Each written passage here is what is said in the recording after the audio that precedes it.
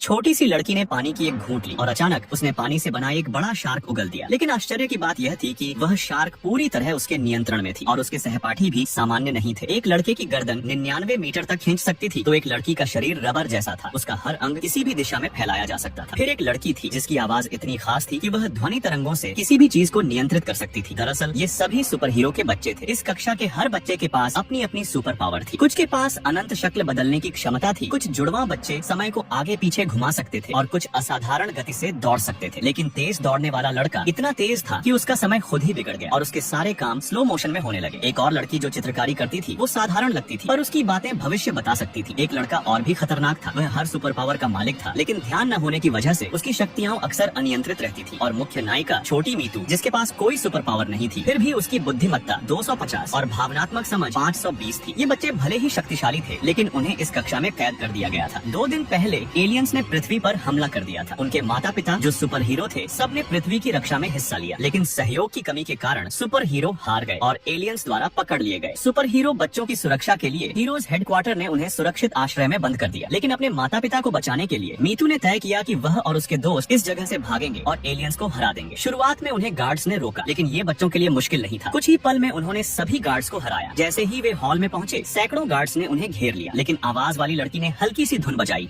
और सभी गार्ड्स हवा में उड़ गए। फिर वे तेजी से एक ट्रेन पर कूदकर भाग गए लेकिन बाहर और भी गार्ड्स छिपे हुए थे। जैसे ही उन्हें कोई रास्ता नहीं दिखाई दिया आवाज वाली लड़की ने अपनी शक्ति फिर से इस्तेमाल की और ट्रेन हवा में उड़ गई। लेकिन समस्या यह थी कि ट्रेन का नियंत्रण उसके हाथ में नहीं था और वे सीधे एक बिल्डिंग की ओर बढ़ रहे थे। तभी वह लड़का जिसकी गर्दन 99.99 मीटर लंबी थी अपनी बाह मोड़कर एक पंच से कांच तोड़ता है, एक हाथ रेलिंग पकड़ता है और अपनी लंबी बाह की मदद से सीधे ट्रेन को 360 डिग्री घुमा देता है। नीचे खड़े लोग बस देखते रह गए। फिर वे सभी अपने माता पिता को बचाने के लिए तैयार हुए। इसके बाद वे मीतू की दादी के घर पहुंचे और मीतू की दादी कोई आम महिला नहीं थी। वह एक लेजेंडरी ट्रेनर थी जिन्होंने अनगिनत सुपर हीरो को प्रशिक्षित किया था। जब उन्हें पता चला कि एलियंस ने पृथ्वी पर हमला किया है तो उन्होंने इन बच्चों को कठोर प्रशिक्षण दिया। कुछ ही दिनों में बच्चों की शक्तियाँ और भी बढ़ गई और एक सुपर छोटा टास्क फोर्स बन गया। दादी से विदा लेने के बाद उन्होंने एक एलियन स्पेसशिप देखी। जैसे ही एलियंस कमजोर हुए बच्चों ने जल्दी से स्पेसशिप पर कब्जा किया लेकिन उन्होंने देखा कि एक बच्चा अभी भी गायब था, स्लो मोशन वाला तेज लड़का। जैसे ही एलियंस की टेंटिकल्स उस लड़के को पकड़ने की कोशिश करने लगी रबर बॉय ने उसे अपने पास खींच लिया। फिर वे स्पेसशिप लेकर एलियंस के बेस की ओर उड़ गए। लेकिन जब वे एलियंस के बेस पहुंचे तो उन्होंने देखा कि यह पूरा बेस एक विशाल भूल भुलैया जैसा था। आखिर क्या था भूल भुलैया का राज? अगर देखना चाहते हो तो कमेंट करो। Next part.